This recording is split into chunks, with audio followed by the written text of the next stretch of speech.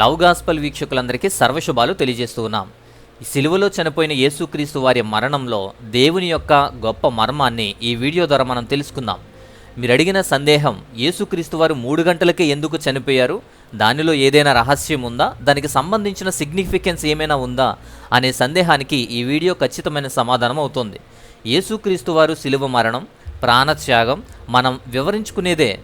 ఆయన ఉదయం మొదలుకొని 9 గంటల నుంచి మధ్యాహ్నం 3 గంటల వరకు కూడా సిలువ మీద అల్లాడుచు ఇంచుమించు 3 గంటల సమయంలో చనిపోయారు. 3 గంటలకే ఎందుకు చనిపోయారు, ఆ టైంలోనే ఎందుకు, దానిలో ఏమైనా ఉందా అంటే ఎస్, నిజంగానే దానికి ఒక సమాంతరమైనటువంటి ఒక విషయం ఉంది. యేసుక్రీస్తు వారిని పస్కా గొర్రెపిల్లగా వర్ణించడం అనేది తరచుగా బైబిల్లో మనం చూస్తాం. యాక్చువల్గా వర్ణించడమే కాదు, నిజం కూడా అదే.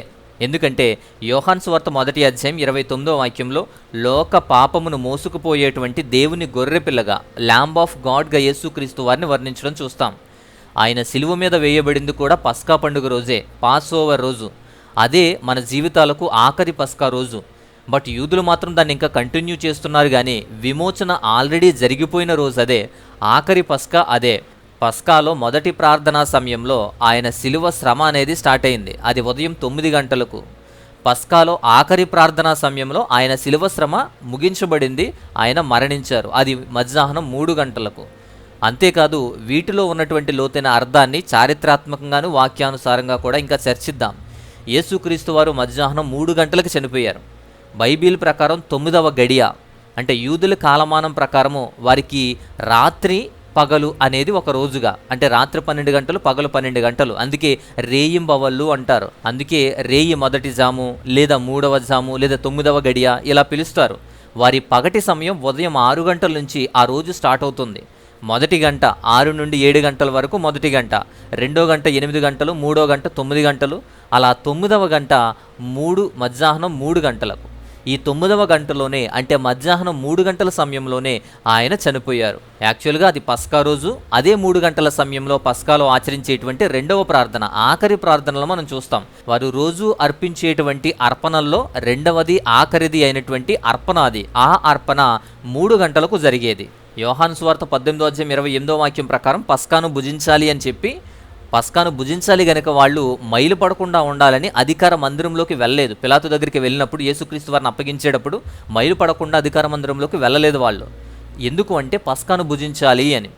అలాగే యోహాను సువార్త 18వ అధ్యాయం 39వ వాక్యం ప్రకారం పస్కా పండుగలో నేను ఒకరిని విడుదల చేసే అవకాశం ఉంది కదా, ఎవరిని విడుదల చేయాలని పిలాతు కూడా అడుగుతాడు. సో అంటే ఆ రోజు పస్కా, పాస్ ఓవర్ మనకు చాలా క్లియర్గా అర్థమవుతుంది. బట్ ఈసారి గొర్రెపిల్ల కాదు, రాజు వచ్చారు. ఆ రాజే అర్పించబడుతున్నారు. అది నీసాను మాసం 14వ రోజు, అంటే నీసాను మాసం 14వ రోజు పస్కా ఆచరించేటువంటి రోజు. యోహాను సువార్త 19వ అధ్యాయం 14వ వాక్యం చూడండి. పస్కాను సిద్ధపరచు దినం, అది ఉదయం 6 గంటల సమయం. ఇదిగో మీ రాజు అని యూదులతో చెప్పగా అనే వాక్యం అక్కడ స్పష్టంగా చూస్తాం. అంటే 6 గంటల సమయం పస్కా రోజు, పస్కాను సిద్ధపరిచేటువంటి దినంలో రాజును చూపించారు. అంటే ఆ రోజు ఆ రాజుతో స్టార్ట్ అయ్యింది. ఆ రాజే ఆ పస్కాగా సిద్ధపడుతున్నారు అని అర్థమవుతుంది. అంటే 6 గంటలకి ఆయన్ని సిద్ధం చేసిన విధానాన్ని ఈ వాక్యం ద్వారా మనకు తెలుస్తుంది. మొదటి కొరింథీ పత్రిక 5వ అధ్యాయం 7వ వాక్యం ప్రకారం క్రీస్తు అనే పస్కా పశువు వధించబడెను. ఆ యేసుక్రీస్తు పస్కా వధువుగా వధించబడ్డారు. నిర్గమాకాండం 29వ అధ్యాయం 39వ వాక్యం ప్రకారం వారు డైలీ అర్పించేటువంటి 2 ల్యాంబ్స్ని అర్పించాలి. ఒకటి ఉదయం 9 గంటలకు, రెండోది మధ్యాహ్నం 3 గంటలకు. యోహాను సువార్త 1వ అధ్యాయం 29 ప్రకారం లోక పాపమును మోసుకుపోయే దేవుని గొర్రెపిల్ల, ల్యాంబ్ ఆఫ్ గాడ్ యేసుక్రీస్తు వారు ఇక్కడ రిప్రజెంట్ అయ్యారు. సో పాపరహితమైనటువంటి నిష్కలంకమైనటువంటి పస్కా గొర్రెపిల్లగా యేసుక్రీస్తు వారు సిలువపై సుమారు 3 గంటల సమయంలో చనిపోయారు. మార్కు సువార్త 15వ అధ్యాయం 28వ వాక్యం ప్రకారం ఆయనను సిలువ వేసినప్పుడు ఉదయం 9 గంటలు. ఆ టైంలోనే మొదటి ప్రార్థన జరుగుతుంది, అంటే మొదటి బలిగా చూస్తారు. మార్కు సువార్త 15వ అధ్యాయం 34 ప్రకారం మధ్యాహ్నం 3 గంటలకు ఏలోయి ఏలోయి లామా సబక్తాని అని పలికి ఆ తర్వాత ఆయన చనిపోతారు. మత్తయి సువార్త 27వ అధ్యాయం 46వ వాక్యం ప్రకారం కూడా ఇదే వాక్యాన్ని ఆయన 3 గంటల సమయంలోనే ఈ మాట పలికిన తర్వాత మరణాన్ని గురించి ఉంటుంది. లూకాసు వార్త 23:44 ప్రకారం కూడా ఆయన 3 గంటల సమయంలోనే ఆయన మరణించడాన్ని మనం చూస్తాం. ఈ మధ్యలో అంటే ఉదయం 9 గంటల ప్రాంతం నుంచి మధ్యాహ్నం 3 గంటల సమయం మధ్యలో ఒక అంశం కూడా జరిగింది. అదే మధ్యాహ్నం మొదలుకొని ఇంచుమించు 3 గంటల వరకు కూడా ఆ దేశమంతటా చీకటి. మార్కు సువార్త 15:33 ప్రకారం ఆ దేశమంతా చీకటి కమ్మింది అని తెలుస్తుంది. సో యేసుక్రీస్తు వారు 3 గంటల సమయంలో చనిపోయిన విధానాన్ని ఈ పస్కా గొర్రెపిల్లకు లింక్ చేసినటువంటి విషయాన్ని చరిత్రలో కూడా మనం చూస్తాం. ఇది హిస్టోరికల్గా కూడా చెప్పబడింది. యూదుల సాంప్రదాయం ప్రకారం కూడా పస్కా బలి ఇంచుమించు ఆ సమయంలోనే జరుగుతుంది. అది యూదుల సాంప్రదాయం. అలాగే వారి లేఖనాలు కూడా ఆ విధంగానే చెబుతాయి. అలాగే మొదటి శతాబ్దంలో కూడా యూదులు 3 గంటలకు ప్రార్థనా ప్రాముఖ్యతను వారు నిర్వహించేవారు. అపోస్తల కార్యాలు 3వ అధ్యాయం మొదటి వాక్యంలో చూడండి, అక్కడ 3 గంటలకు ప్రార్థన జరిగిన విషయాన్ని కూడా చూస్తాం. అంతేకాదు యూదుల యొక్క మిష్నా చట్టం ప్రకారం 9వ గడియలో అంటే 3 గంటలకు మధ్యాహ్నం 3 గంటలకు ఆఫరింగ్ అనేది ఉంటుంది. ప్రాముఖ్యమైనటువంటి మంచి ప్రార్థనతో కూడినటువంటి ముగింపు అనేది ఆ 3 గంటలకు ఉంటుంది. దాని తర్వాతే వారు భోజనం చేస్తారు. ఆ యొక్క పస్కా గొర్రెపిల్ల వధించిన తర్వాత ఆ గొర్రెపిల్లను వారు భుజిస్తారు. అంతేకాదు చరిత్రకారులు కూడా ఈ 3 గంటల సమయాన్ని 9th అవర్ను గురించి కూడా చాలామంది చెప్పారు. వార్స్ ఆఫ్ ది జ్యూస్ అనేటువంటి గ్రంథంలో ఫ్లావియస్ జోసెఫస్ అనేటువంటి చరిత్రకారుడు కూడా 9th అవర్ యొక్క ప్రాముఖ్యతను, అలాగే 3వ గడియ, 9వ గడియ, ఇలా కొన్ని గడియల గురించి ప్రాముఖ్యంగా యేసుక్రీస్తు వారు మరణించింది 9th అవర్లో, 9వ గడియలో, అలాగే అదే 3 గంటల సమయంలో జరిగినటువంటి పస్కా గురించి కూడా ఆయన వివరించాడు.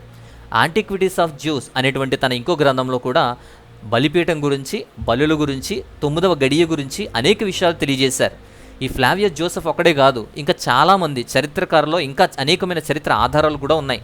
సో ఇది డైరెక్ట్గానే పస్కాకు లింక్ చేయబడింది అని చారిత్రక గ్రంథాల ద్వారా కూడా మనం తెలుసుకోవచ్చు. ఇంకొక ప్రాముఖ్యమైన అంశం ఏంటంటే ఆయన తన ప్రాణాన్ని తానే తీసుకున్నారు. ఎవరు తీయడానికి లేదు కదా. యోహాను సువార్త 10వ అధ్యాయం 17-18 వాక్యాల ప్రకారం ఎవరు ఆయన ప్రాణాన్ని తీస్తారు? ఆయనకు తన ప్రాణాన్ని తీసుకున్నారు. సరైన సమయం వచ్చింది. శిలువ యాగంలో ఎంతవరకు కూడా బాధను భరించారు, అనుభవించారు, చూశారు. ఆఖరి గడియ పస్కా బలి జరిగే సమయంలో ఆయన ప్రాణం విడిచారు. ఆ టైంలోనే యూదులు పాటించేటువంటి ఒక ప్రార్థన ఉంటుంది, మిన్షా అనేటువంటి ఒక ప్రార్థన. మిన్షా అంటే ఆఫరింగ్ అని అర్థం, బలియాగం అని అర్థం, త్యాగంతో కూడినది, అర్పించబడినది అని అర్థం. మొదటి శతాబ్దపు యూదులు కూడా ఆనాడు క్రైస్తవులతో కూడా ఈ 3 గంటల ప్రార్థన అనేది, ఈ మిన్షా ఆచారం అక్కడ కూడా మనం చూస్తాం. అపోస్తల కార్యాలు 3వ అధ్యాయం మొదటి వాక్యం ప్రకారం పేతురు, యోహాన్లు కూడా ఈ 3 గంటల సమయంలో జరిగేటువంటి ప్రార్థనకు మందిరంలోకి వెళ్తుంటే వెళ్ళే సమయంలో అక్కడ ఒక సిచ్యువేషన్ జరుగుతుంది, దాని గురించి వ్రాయబడింది. అంటే అక్కడ ప్రార్థనా సమయాన్ని కూడా అక్కడ మనం చూస్తాం. అంతేకాదు ఇంకొక ప్రాముఖ్యమైన అంశం మత్తయి సువార్త 27వ అధ్యాయం 45 ప్రకారం 3 గంటల వరకు కూడా చీకటి. అదే మత్తయి సువార్త 27:51 ప్రకారం దేవాలయం తెర 2గా చినిగిపోయింది. అక్కడ యేసుక్రీస్తు వారు చనిపోతే ఇక్కడ దేవాలయంలో తెర చినిగిపోవడం ఏంటి? ఈ దేవాలయంలో అర్పించబడినటువంటి బలి ఈ శిలువ యాగమే. ఈ బలి, ఈ పస్కా బలి అనేది ఆ శిలువలో అర్పించబడింది అనే దానికి సాదృశ్యంగా ఇక్కడ జరిగింది. ఈయన మరణం ద్వారా ఇక వేరే పస్కా అవసరం లేదని, ఈయన మరణం ద్వారా దేవుని యొక్క ప్రత్యక్షత అనేది జరిగింది అని అడ్డుగా ఉన్నటువంటి మానవునికి దేవుని యొక్క ప్రత్యక్షతకు అడ్డుగా ఉన్నటువంటి ఆ అడ్డు తెర చినిగిపోయింది. అందుకే దేవునికి మనకు డైరెక్ట్ సంబంధం అనేది ఏర్పడింది. ఏ అడ్డు తెరలు, ఏ బలులు, ఏ ధర్మశాస్త్ర విధులు లేవు. దాన్ని డైరెక్ట్గా ఇచ్చి సాకారం చేసినటువంటి వ్యక్తి యేసుక్రీస్తు వారి యొక్క మరణం అది. ఆ టైంలో ఇక్కడ శిలువ మీద యేసుక్రీస్తు వారు, అక్కడ దేవాలయంలో యూదులు. పస్కా కోసం ఉన్నటువంటి యూదులందరికీ కళ్ళకు ప్రత్యక్షమైన విషయం ఏంటంటే అక్కడ భూకంపం కలిగింది, ఆ దేశమంతా చీకటి కలిగింది, తెర 2గా చినిగిపోయింది. ఈ అంశాలను బట్టి వారికి అర్థమైందంటే ఆల్రెడీ నిత్యమైనటువంటి ఆఖరి పస్కా అనేది జరిగింది. నిత్య నిబంధన ఏర్పాటు చేయబడింది. దేవునికి మానవునికి మధ్య ఒక బంధం ఏర్పాటు చేయబడింది అని వారికి తెలియచేయడానికి ఆలయంలో జరిగిన సంభవం అది. ఆయన ప్రాణం పెట్టి బలి అర్పించబడ్డారు. ఇక్కడ దేవాలయంలో వారికి ఈ సంగతులు బోధపడ్డాయి. అంతేకాదు అనేక మంది సమాధులు తెరవబడి అనేక పరిశుద్ధులు లేచి కనిపించారు కూడా. ఇక్కడ ఇంకో విషయం, 12 గంటల సమయంలో చీకటి ఆవరించింది. మత్తయి సువార్త 27:45 ప్రకారం ఆ దేశమంతటా మధ్యాహ్నం మొదలుకొని 3 గంటల వరకు చీకటి. యాక్చువల్గా పస్కా రోజు సాధారణంగా పౌర్ణమి నాడే జరుగుతుంది. ఇలాంటి గ్రహణం అనేది జరిగే అవకాశం కూడా లేదు. పైగా 3 గంటలు చీకటిని తలపించేటువంటి గ్రహణం అసలు సంభవించలేదు. దేవుని శిక్షకు సాంకేతం అది, దేవుని యొక్క జడ్జిమెంట్కి సింబాలిజం అది. దేవుని యొక్క శిక్షాస్మృతికి బైబిల్లో కూడా మనం తరచుగా ఈ చీకటిని దేవుని యొక్క జడ్జిమెంట్కి సహకారంగా ఒక సైన్గా చూస్తాం. సో 3 గంటలకు చనిపోయిన విధానాన్ని బట్టి ఆ గడియని హవర్ ఆఫ్ మెర్సీ అంటారు. సో 3 గంటల సమయంలో జరిగే ప్రార్థనను కూడా హవర్ ఆఫ్ మెర్సీ అంటారు. మనమైతే గుడ్ ఫ్రైడే రోజుని కానీ మిగతా ప్రార్థనలో కానీ ప్రార్థన అవ్వగానే ఎప్పుడు 3 అవుతుందా అని తెరిచి చూడడం, లేదా రసన నీళ్ళు నిమ్మరసం నీళ్ళు తాగి వచ్చేయడం, లేదా 3 అవ్వకుండానే మనం బయలుదేరిపోవడం లాంటివి చూస్తాం. కానీ ఈ హవర్ ఆఫ్ మెర్సీ ప్రాముఖ్యతను వాళ్ళు బోధిస్తారు, దాన్ని పాటిస్తారు కూడా. ఎనీవే, మనం దేవుణ్ణి స్మరించుకోవడం, యేసుక్రీస్తు వారి ప్రాణత్యాగాన్ని ప్రకటించడం ముఖ్యం. కానీ ఆ సమయంలో చేయాలి అని లేదా ఆ సమయాన్ని పాటించాలని నేను బోధించడం లేదు. కానీ ఆ సమయం యొక్క ప్రాముఖ్యతను తెలియజేస్తున్నాను. యేసుక్రీస్తు వారి యొక్క మరణ బలియాగానికి ఈ పస్కా బలికి సంబంధించిన అంశం అక్కడ ఉన్న కోయిన్సిడెన్స్ని, జరిగిన సంభవాన్ని చారిత్రక లేఖన ఆధారాలతో వివరించడం జరిగింది. సో ఇది అంశం. నచ్చితే ఖచ్చితంగా లైక్ చేయండి. ఇంకేదైనా సందేహాలు, సమస్యలు, ప్రార్థన అవసరతలు ఉంటే వాట్సాప్ చేయండి, మీ గురించి ప్రార్థన చేస్తున్నాం. అలాగే మా వ్యయ ప్రయాసలకు, మా పరిచయలకు సహాయం చేయాలి అనుకుంటే మీ కానుకలు పంపించండి, స్క్రీన్ మీద డీటెయిల్స్ ఉన్నాయి. సో ఇది ఈ వీడియోలోని అంశం. ఈ వీడియోని మీకు అర్థమైందనుకుంటున్నాను. మరొక అద్భుతమైనటువంటి మంచి అంశంతో మరొక వీడియో ద్వారా మరలా కలుసుకుందాం. అంతవరకు దేవాతి దేవుని మహా ఉన్నతమైన కృపా కాపుదల మీ అందరికీ తోడై ఉండి నడిపించి బలపరచును గాక. ఆమేన్.